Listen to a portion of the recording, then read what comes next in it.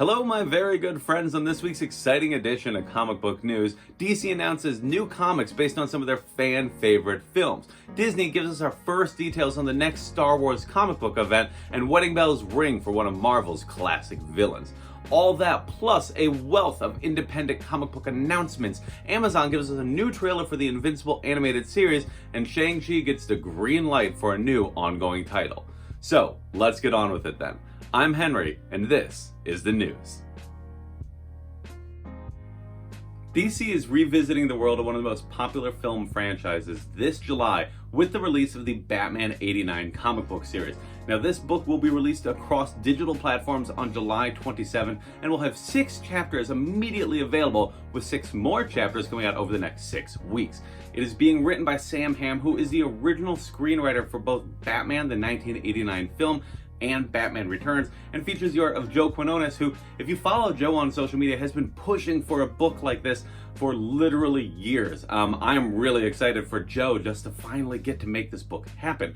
And I'm excited to read this book because it seems like it's going to take place just immediately after Batman Returns, continuing the ideas that were in the original screenplay for Batman Forever. Now, if you are a nosy fan, like I am a nosy fan, I already know a lot of the details for what those original ideas were, including a new Robin, a boldly different version of Two-Face that would have been based off of Billy D. Williams' portrayal of Harvey Dent in the first Batman movie, and I can't wait to see what this comic does. It's going to be available in print in August, collecting 2 chapters of each digital issue, so it'll be 1 print for 2 digital, and then the hardcover edition of the entire series is coming out in October, so if you just want to wait until then, you'll get the entire series. I think this is brilliant. I am stunned that it has taken them this long to make a continuation of the Batman '89 film franchise, and I'm really excited to see what happens with this book, and I know that people are going to be clamoring for it. Batman's not the only big screen hero with a new comic book adaptation. Also starting this July, DC will be publishing Superman 78, a new comic book series that serves as a continuation off of the original Christopher Reeve Superman film. Now, this new book will be coming out with 6 digital chapters on July 27th, with 6 new digital chapters in the 6 weeks afterwards, and will then be collected in a print physical comic book starting in August, which will then have a hardcover collection in November. But unlike the Batman '89 comic book series, which looks like it's going to be a continuation of both Batman '89 and Batman Returns, this new Superman comic is only going to be serving as a continuation of Superman, the 1978 film. It is being written by Robert Venditti and will have art by Wilfredo Torres, and I am really excited to see what this book does. The original Superman movie is really fun, and it holds up quite well, even through a modern lens, and it is the film that made the world believe that a man could fly. But there's limitless potentials for what this comic book could do, because in that original movie we only really got Lex Luthor and a glimpse at Krypton. So I'll be curious to see how much Venditti and Torres decided they want to keep for their new comic book and where the book goes from here. It could be really cool, and I hope that we get to see more books in this style and just continue down this wonderful path. Han Solo is in for the ride of his life in the new Star Wars comic book crossover event, War of the Bounty Hunters. Now, this 5-part storyline begins in War of the Bounty Hunters Alpha, #1 by Charles Soule and Steve McNiven, and then takes place in Star Wars and Bounty Hunters and Darth Vader and Dr. Aphra. So this unfolds over the course of the entire Star Wars publishing line. It follows Boba Fett in the wake of Empire Strikes Back as he escapes Cloud City with the carbonite-encased body of Han Solo. But on his way to Jabba's palace, he loses control of Han Solo's body and has to fight to get it back. This book should be pretty fun, and I'm hoping that it's accessible for new readers, because I know that the premise of Boba Fett taking Han Solo's body is very easily accessible for people who aren't already reading all the Star Wars comic books, so hopefully it works as a great way to get people to check out the storyline that aren't regularly reading the books, but then they like it enough that they do read the regular books. I'm sure that was exactly Marvel's plan in creating this storyline. So, should be pretty cool, and if you are a fan of the Star Wars comic books, let me know what your favorite one of them is. Marvel has announced a new ongoing series for Shang-Chi from writer Gene Luen Yang and artist Dyke Ryan. Now, this is the creative team that just finished up a Shang-Chi miniseries a few weeks ago, and now they'll be launching it to the pages of an ongoing series starting in May. I'm really excited because I really liked the Shang-Chi miniseries. It kind of was an introduction to the character for me because even though I've read him, I haven't really seen Shang-Chi as the center of his own story before, and I thought it was a really great read. I'm curious to see how this new book unfolds, as now Shang-Chi serves as the head of the Five Weapons Society, a formerly villainous organization who he is trying to turn into a force for good. Will he succeed? Read the book and find out. I'm going to be reading it myself, and I'm really looking forward to it. The Fantastic Four are celebrating their 60th anniversary this year, but that doesn't mean that they're the only ones who get to be happy. Starting this May in the pages of Fantastic Four number 32, writer Dan Slott and artist R.B. Silva present The Bride of Doom. Now, this upcoming storyline, as the title would imply, involves Dr. Doom finding Mrs. Doom. At the same time, we also see that Johnny Storm, the Human Torch, is going to be revisited by two of his most famous exes with the reappearance of the Inhuman Crystal and his ex-wife, Lyja. At the same time that we got all of this information, we also got a teaser image from artist Valerio Schiti that hints at what we can expect from the rest of the year for the Fantastic Four title. I know that Fantastic Four has been a divisive book even before Dan Slott took over the property. I know a lot of people aren't fans of the Fantastic Four, but I am a lifelong fan of the property, and I'm really curious to see what Dan Slott does, who the Mrs. Doom could be, and where the story goes from here, what it means for the Fantastic Four themselves. I know that, you know, a couple years ago we got the wedding of the Thing, and there were obviously a lot of complications that came with that, so I expect this to be equally complicated. It's kind of like in wrestling. There's never a wedding in wrestling that doesn't have some ridiculous complication to it. That is the same rule for comics, so I am just really excited to see what the insane complication is for this storyline. One of Marvel's youngest heroes is back on the hunt for justice in the pages of Reptil. Now, this 4-issue miniseries starts in May and is written by Terry Blass with art by Anid Balam and follows the titular hero in the wake of Kamala's Law, which restricts all superhuman activity for people under the age of 21.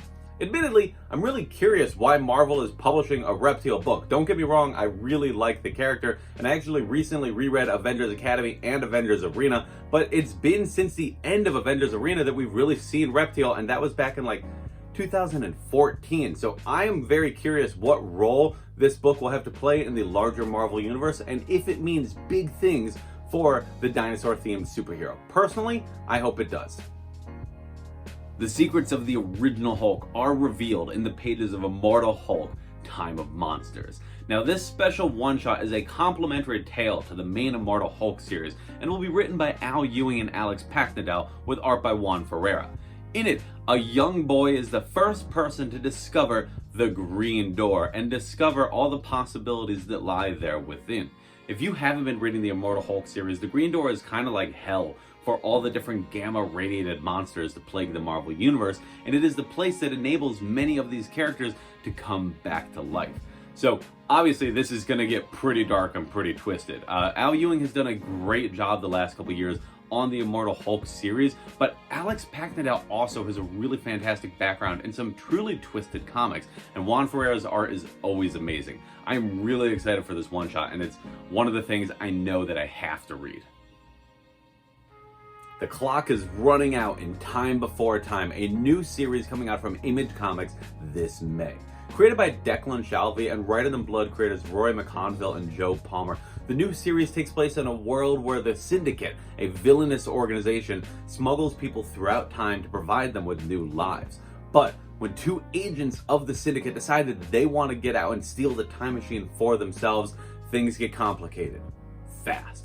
This new book sounds really cool. Declan Shalvey has made nothing but good comics throughout his entire comic book career, so seeing his name attached to something always makes me interested in that series. And this sounds like it's kind of got some Looper vibes, which is super awesome because Looper is a really cool movie, but it's also got enough of its own visual identity through the art of Joe Palmer that I know that it's going to have a very distinct flavor. I'm really interested in this book, and I think it's going to be pretty cool, especially because this is a new creative voice with Roy McConville and Joe Palmer, and you know, we haven't even seen Write It in Blood. It comes out next week, so I'm really curious to see what they sound like as creators and how this book performs, because it sounds like it's got a great premise. The Asian Exclusion Act breeds a compelling new crime drama in the pages of The Good Asian, a new 9-issue series coming out from Image Comics this May. Written by Pornsak Pichashot with art by Alexandra Tefenki, the new series follows Edison Hank, a self-loathing Chinese-American detective hot on the case following a serial killer in 1936 Chinatown. Admittedly, there aren't too many details about the plot of the series or where it's going to go, but that's the whole appeal of it because it is a crime noir story set in the 1930s. You're not supposed to find out too much. You're supposed to be hooked in by the atmosphere and by the central figure, which, based on the description, yeah, I'm hooked in. Also, Pornsak Pichashot has been a very acclaimed writer these last couple years, and his book Infidel was apparently very good. I haven't read it myself yet, but I've heard great things. But I will be checking this one out because I gotta see if it lives up to his established reputation. Boom Studios has announced a new graphic novel called 80 Days, due out this August via the Archaea imprint from writer-artist A.C. Esguerra. Now, the book follows Jay, who wants more than anything to be able to fly, until one day he encounters a mysterious thief named Fix, who wraps him into the ongoing conflict against the Aviation Guild. Now, Jay has to decide between following his heart and pursuing his lifelong dream, or following his heart and exploring the prospect of new love. The book sounds like it's got a great LGBTQ lens, and I'm really curious to see how it turns out because it is the debut graphic novel from A.C. Esguerra, so I really have no idea what to expect. But I'm pretty curious, and I think it sounds like a fun premise. Eisner Award-winning artist Afo Richardson takes a deep dive into mythology this May in the pages of Aquarius-The Book of Mer. Now, this new quarterly series is written and drawn by Richardson and follows different ideas and stories and mythologies surrounding mermaids. Now, the first issue of the series takes place in 1983, deep in the heart of Harlem, and follows the young Astara as she is haunted by visions and nightmares of monsters and merfolk. This book is a must-read if you are a fan of fantasy-oriented stories, and I can't say that I've ever seen a comic book that was really doing a deep, dedicated look at different ideas on mermaids, so that makes it wildly unique, and I think that the quarterly format is really smart because it basically means that you're just getting nice little graphic novels, nice little prestige format one-shots every few months, and that should make it really easy to sustain. This is a must-have if you are a fantasy fan. The world of Spawn is about to get a lot bigger after series creator Todd McFarlane announced Spawn's Universe, a new line of titles starting this June. It all begins in the Spawn's Universe one-shot, which then leads into the new books King Spawn, The Scorched, and The Gunslinger. Now, this is all in addition to the current Spawn book, which was over 300 issues deep. Though we don't know who's going to be working on which individual titles, Todd McFarlane did name a number of collaborators for this new initiative, including Donny Cates, Greg Capullo, Sean Gordon-Murphy, Marsha Takara, Jim Chung, Mark Silvestri, J. Scott Campbell, Brett Booth. I could go on and on and on. There are a lot of names on this, and I'm curious to see who goes to what book and what length they stay with the series. McFarlane also said that he's planning on bringing in a lot of fresh voices into comics and that he scours Instagram regularly, seeing who the next big artist could be. This is kind of insane. I think it's really awesome because it's really ambitious and Todd McFarlane has a pretty good track record. I mean, Spawn 300 surprised everybody and became one of the best-selling comics of 2019, and the book is still doing very well, which, you know, almost 30 years after its creation is very impressive. So this will be really interesting to see, especially because McFarlane said that, you know, if these books are popular and perform well, that he'll pursue them in mass media. You know, it's not limited to just comic books. It could be anything. So what does that mean? Only time will tell, but we'll have to be keeping an eye out for these future announcements to see who's on what book and when they begin. Boom Studios announced a new 5-issue series called Eve, due out this May from writer Victor LaValle and artist Zhou Mi-Jiang. The new series follows the titular Eve after she awakens from a virtual world to find herself in the ruins of the real world, which has been ravaged by disease and famine. Now, Eve has to find a way to survive and restore life to the planet.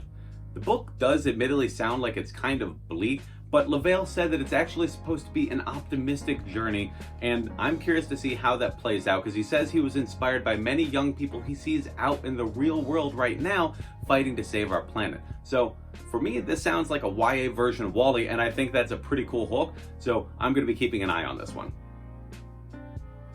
The secrets of the MCU will be explored in Marvel Assembled, a new series of documentary specials coming to Disney+.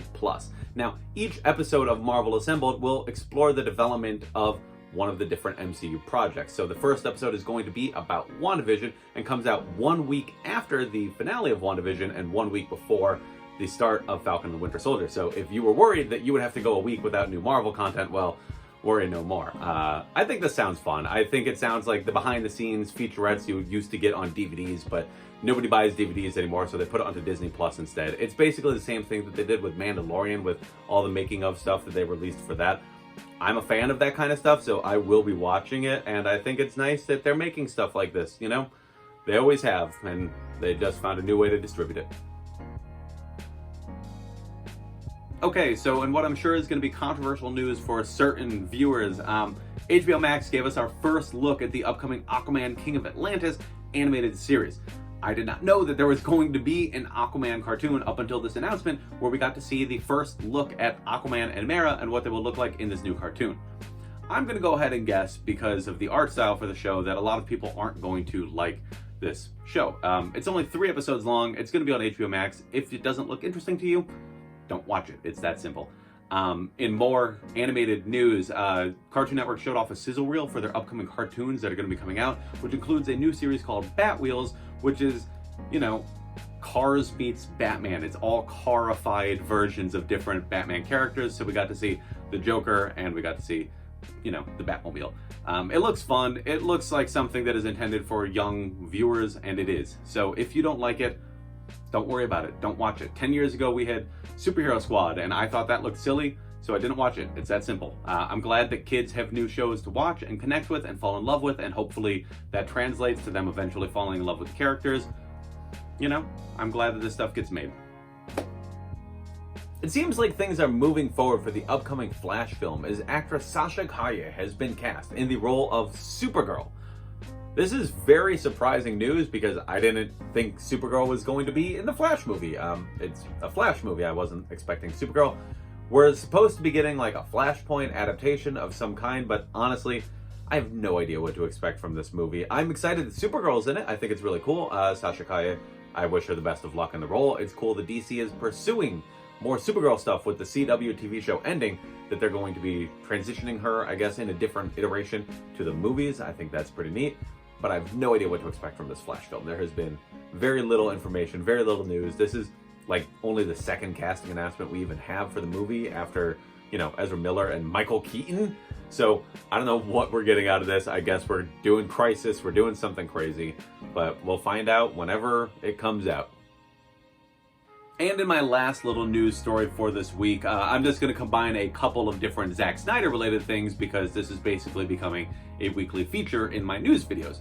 So the first thing that I will be talking about is that Zack Snyder criticized the planned international distribution for the director's cut of Justice League that is coming to HBO Max next month.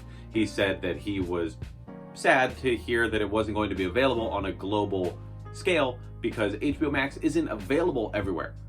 Almost immediately afterwards, Warner Brothers did issue a statement saying that in countries where HBO Max is unavailable, it will either be available on video on demand services or through HBO Go. So they took care of that very quickly. Then the other thing that he talked about this week was the black and white edition of the film. Now, this is something that's been rumored and discussed, and he has said in interviews that it is the true realization of his vision for this film, but now we know it is a real thing. It is almost done, and it is tentatively called the Justice is Gray edition. I'm not going to comment too much on that, but I will say that I'm very much excited for the upcoming release of the Snyder Cut. It is easily the most anticipated film release of the year so far for me and for many comic book fans. Obviously, they made this thing happen.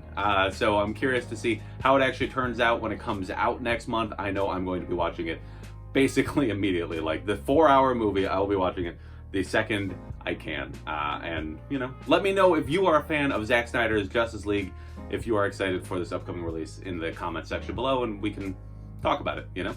Cool. So that's it. Tell me what was your favorite story that I talked about this week. Let me know in the comment section and we can have a fun little conversation about comic books. And while you're at it, can you please like this video and share with your friends so they too can enjoy the goodness of comic book news. And if you haven't already, please subscribe to the channel and sign up for notifications so you stay up to date whenever I post a new video. If you are so inclined, you can also follow me across social media at A White Cuban, where I continue to talk about comics and whatever is going on in my day-to-day life. Thank you so much for checking out this video. I went for a little bit of a looser style this week, and let me know if you liked it, Keep talking to me in the comment section below. Bring that engagement number up. And in any event, I'll be here next week with more comic book news.